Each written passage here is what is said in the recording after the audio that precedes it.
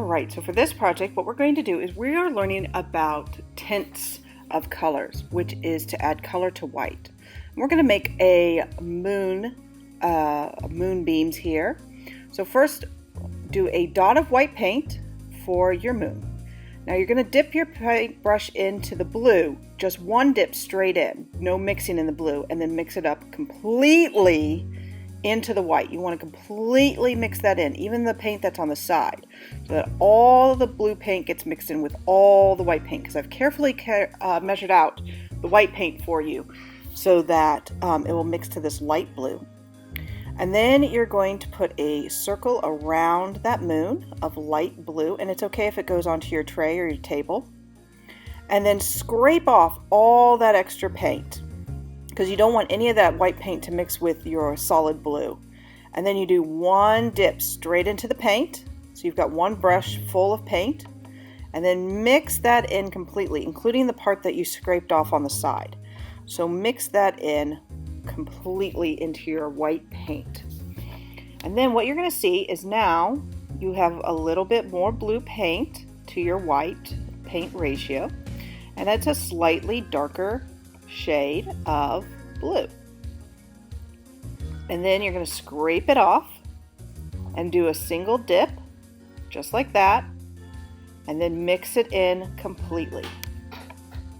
Now you're going to do this for the whole page, so you just keep, each time you do a ream, you mix in the blue, and then you do a moon ream, and then you repeat it over and over again. Okay, I'm going to fast forward so you can see how I fill my whole page, mixing each moon ream as I go. Alright, so as you can see, I scrape, dip, mix, and then paint. And you just repeat that. Scrape, dip, mix, paint over and over again until you filled your whole page.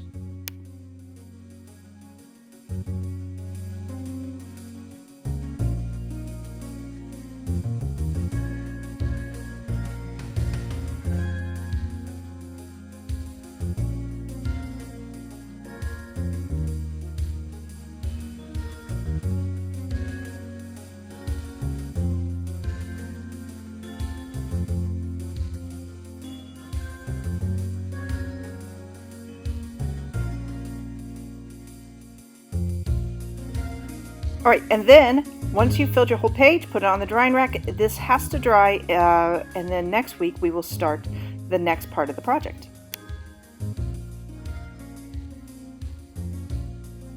Alright, so last week we made tints of blue to create this moonlight sky, and now we're going to make a winter landscape.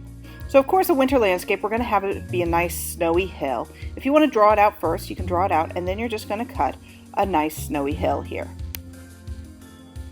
All right, set that off to the side, because we're going to get these little 3x3 pieces of black paper, and we're going to create the silhouettes of evergreen trees. Fold it in half, and then here I'm going to zoom in so you can really see what I'm doing here.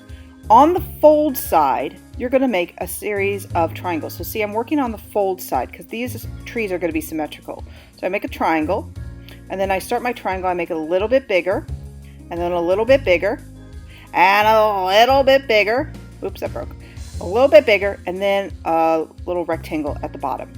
Then simply cut that out. And when we open it up, we'll see we have a nice silhouette of an evergreen tree.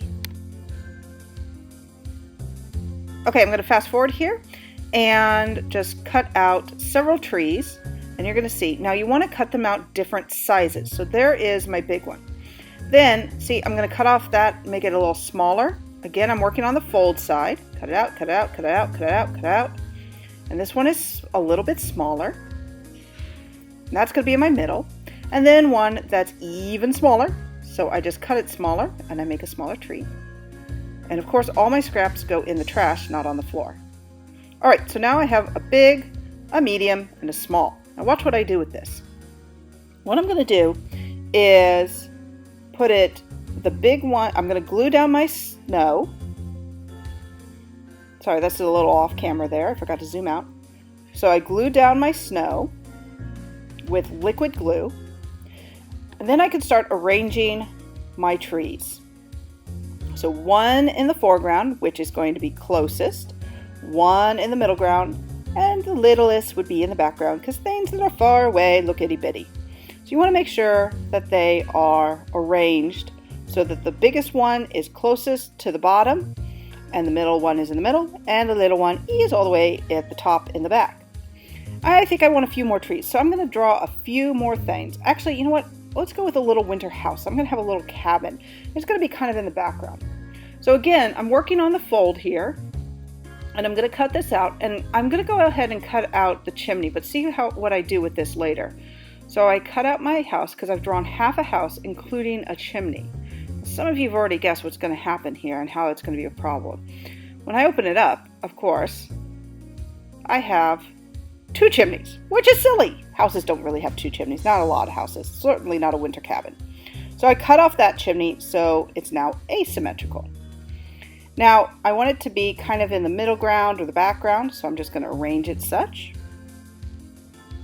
Let's see, I want that roof a little bit more pointed, so I'm just going to give it a little trim there. Doop, there we go.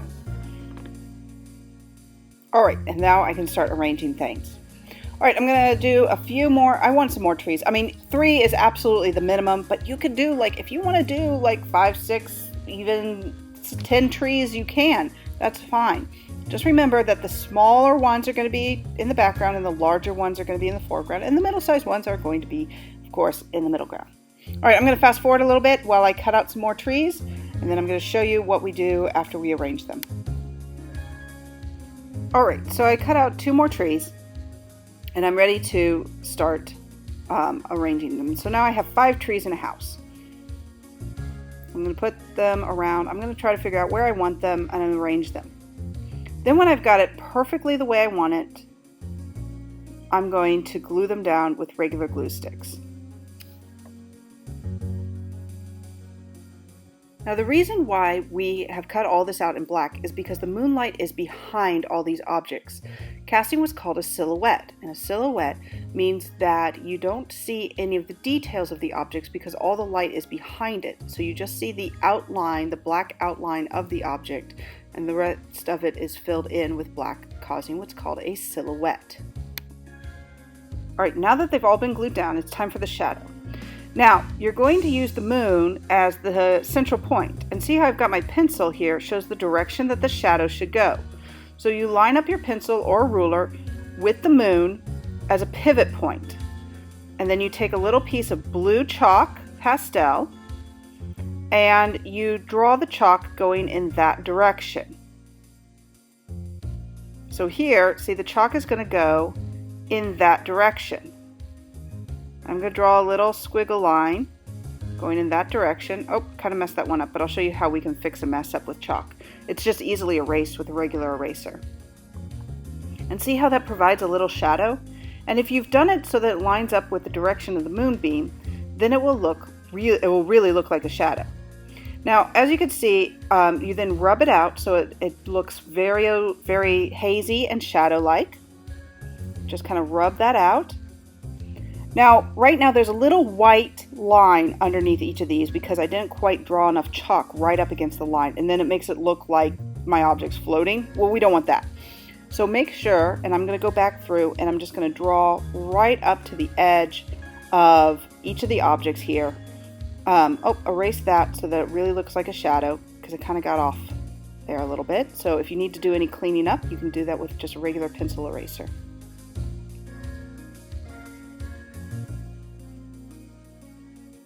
And then see how I'm just going back through and drawing in a little bit more chalk right underneath there. Getting right up to that edge. There we go.